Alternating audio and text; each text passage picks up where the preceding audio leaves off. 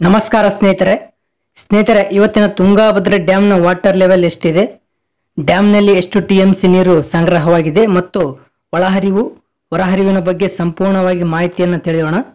ಅದಕ್ಕಿಂತ ಮೊದಲು ಈ ವಿಡಿಯೋಗೆ ಒಂದು ಲೈಕ್ ಮಾಡಿ. ಹಾಗೆ ತುಂಬಾ ಜನ ನಮ್ಮ ಚಾನಲ್ ಸಬ್ಸ್ಕ್ರೈಬ್ ಮಾಡಿದ ವಿಡಿಯೋಸ್ ನೋಡ್ತಿದ್ದೀರಾ, ದಯವಿಟ್ಟು ನಮ್ಮ ಚಾನಲ್ ಸಬ್ಸ್ಕ್ರೈಬ್ ಮಾಡಿ. ಹಾಗೆ ಈ ವಿಡಿಯೋ ಹೆಚ್ಚು ಜನರಿಗೆ ಶೇರ್ ಮಾಡಿ.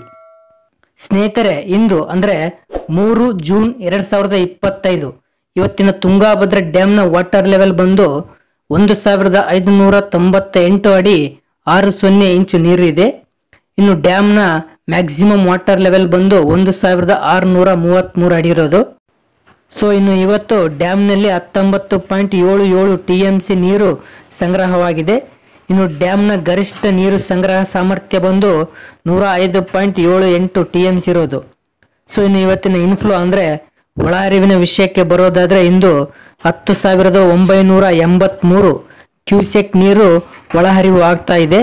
ಇನ್ನು ಇವತ್ತಿನ ಹೊರಹರಿವಿನ ವಿಷಯಕ್ಕೆ ಬರೋದಾದ್ರೆ ಇಂದು 245 ಕ್ಯೂಸೆಕ್ ನೀರು ಹೊರಹರಿವು ಆಗ್ತಾ ಇದೆ.